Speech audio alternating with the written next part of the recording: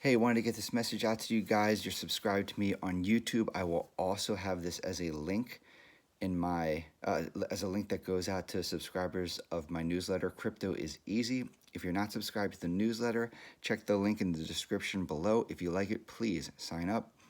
If you're not subscribed to this YouTube channel, you can also sign up to that.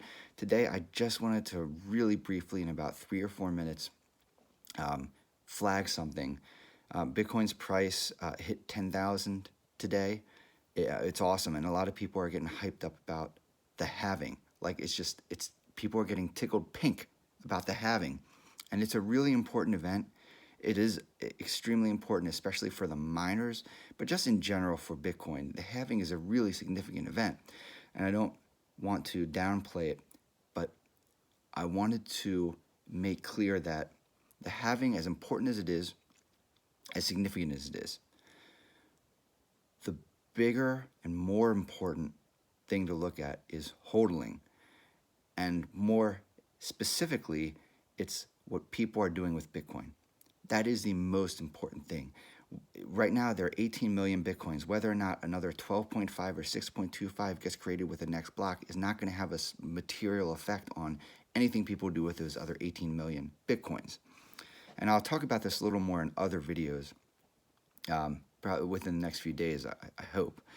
And now, for me personally, I mean, I make my decisions based on data. And if you're subscribed to the newsletter, you know it's the data models. It's the on-chain metrics. And then you can look and see what that means and the significance is for price.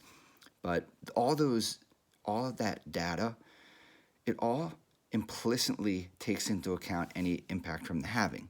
The mathematical formulas, the data models that go into that, all that stuff is baked into the cake. So the halving is just it's imputed. It comes with the package. The halving doesn't affect any of those things either way because they already account for the halving. So for me, halving doesn't change anything at all. It's a great event, and I think everybody should celebrate. The thing that I think is just so important with Bitcoin, and a lot of things people say about Bitcoin, the importance is what people do with it. And with everything that I look at, it's looking at people.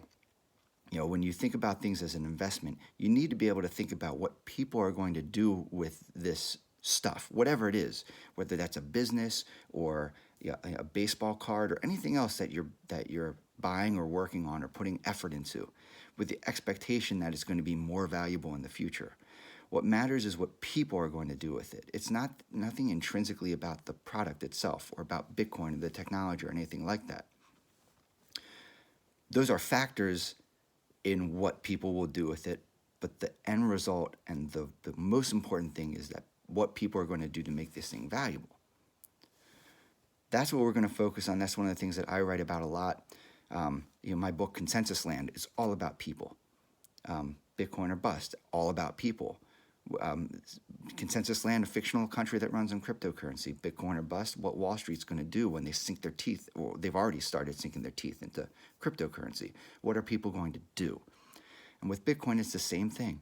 What do people do? How do people move Bitcoin around the network? Inflows, outflows, inflows of money, outflows of money.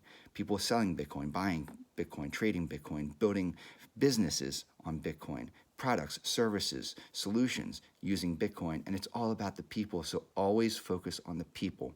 Enjoy the halving, celebrate. I know there are a lot of viewing parties. People are getting hyped up. It's great. It's really good. Positive vibes, positive momentum, absolutely. Never lose sight of the fact that it's the people that are really going to drive Bitcoin forward. That's it. Relax and enjoy the ride.